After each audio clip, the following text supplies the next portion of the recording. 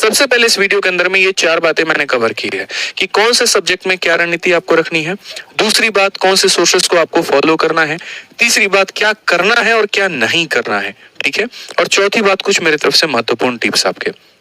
ठीक, तो सबसे पहले बात करते हैं सब्जेक्ट वाइज स्ट्रेटजी को लेकर के। तो दोस्त यहाँ पर देखो आपके कुल मिलाकर के 4 सब्जेक्ट है आपके पास में, और ये 4 सब्जेक्ट आपको पढ़ करके लेकर जाना है। मैथ हो गया, इंग्लिश हो गया, रीजनिंग हो गया, जीएस हो गया। अगर आप डिटेल में पढ़ने जाओगे तो ये अपने आप में समंदर है, लेकिन आपको डिटेल में तो पढ़ना नहीं है। यूं समझ लीजिए आसान भाषा में, आखिरी के 30 दिनों में आपको अपने आप को समेटना है।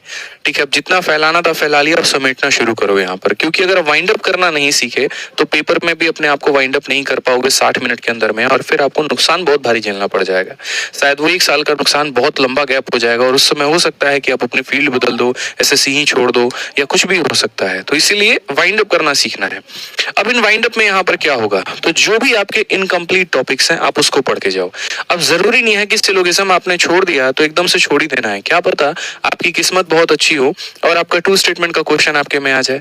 बहुत ऐसे टॉपिक्स होते हैं ना जिससे 10 मिनट मतलब आधा घंटा 1-1 घंटे में खत्म किया जा सकता है, और क्या पता उनसे सवाल, जैसे एग्जांपल मैं आपको बता रहा हूँ, जीएस में स्टैटिक जीके मेरा इंटरेस्ट नहीं होता था पढ़ने में, लेकिन एक मेरे भैया थे जो प्रिपरेशन खुद ही कर रहे थे, और उन्होंने कहा कि यार ये 5 टॉपिक स्टैटिक जीके के हैं, एक वाटरफॉल है, बुक एंड ऑथर है, और मिलिट्री एक्सरसाइज हो गए आपके, ठीक है, और डांस का हो गया था एक, और एक इंपॉर्टेंट इवेंट्स हो गए थे। ये 5 पढ़ करके तुम चले जाओ, और यकीन मानो मेरे भाई ये 5 टॉपिक्स मैं पढ़ करके गया था, और पेपर में ये 5 टॉपिक और प्लस एक जो दूसरा था वो पार्क एंड सेंचुरीज था, इन्हीं में से मेरे क्वेश्चंस आए थे। तो कई बार है ना हमारी किस्मत भी बहुत ज्यादा साथ दे करके चली जाती है अगर हमारी मेहनत बहुत अच्छी होती है। तो उसी सिचुएशन में मैं बोलूंगा कि जो भी आपके इनकम्प्लीट टॉपिक्स हैं जो छोटे छोटे हैं, अब ये नहीं ज्योमेट्री लेकर के बैठ जाओ पूरा का पूरा, कोई ऐसी वीडियो उठा लो ज्योमेट्री की 4-5 घंटे की जिसके कारण से तुम्हारा पूरा ये कंप्लीट हो जाए। तो इनकम्प्लीट टॉपिक्स को भी खत्म करना सीखो यहाँ पे। नेक्स्ट बात करते हैं, तो अभी आपके 3 पेपर हुए हैं 2024 में।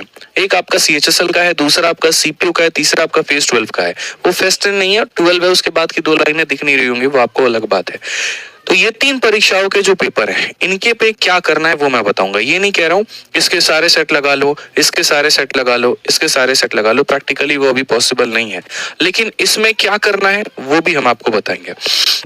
आपको मेरे भाई इस तीनों सेट के यहाँ पर जीएस में पर्टिकुलरली मैं बता रहा हूँ, इन तीनों सेट के जीएस के यहाँ पर सारे क्वेश्चंस पढ़ के जाने हैं। के बाद में डेली एक mock test, full length mock test देना है, और उससे ज्यादा फोकस उसकी एनालिसिस के ऊपर में करना है। जितना बेहतर आपकी एनालिसिस होगी उतना बढ़िया आपका स्कोर होगा, और उतनी जल्दी आप अपनी गलतियों को कवर अप करके चलोगे यहाँ पे। नेक्स्ट अगर हम बात करें, तो जो आपने नोट्स अपने बना रखे हैं, ठीक है, नया सोर्स पढ़ने की बिल्कुल भी जरूरत नहीं है, अपने ही नोट्स को बढ़िया तरीके से रिवाइज करो। जैसे करंट अफेयर का किसी का नोट्स है, किसी ने अपनी वोकैबुलरी की नोट्स बना रखी है, किसी ने ग्रामर की नोट्स बना रखी है, ठीक है, किसी ने मैथ्स में यहाँ पर इंपॉर्टेंट फॉर्मूले के नोट्स बना रखे हैं। तो ये चारों सब्जेक्ट के लिए मैं बातें कर रहा हूँ, ये ओवरऑल कि आपको यहाँ पर चारों सब्जेक्ट में जो जो इनकम्प्लीट टॉपिक है उससे खत्म करेंगे, ठीक है। ये सिर्फ और सिर्फ आप सीएचएसएल वाला ये सिर्फ और सिर्फ जीके जीएस के लिए फॉलो करेंगे। मॉक टेस्ट आपको डेली एक लगाना ही लगाना है, और अपने नोट्स जिन जिन सब्जेक्ट के आपने बना रखे हैं वो पूरा का पूरा आपको पढ़ाई करना है।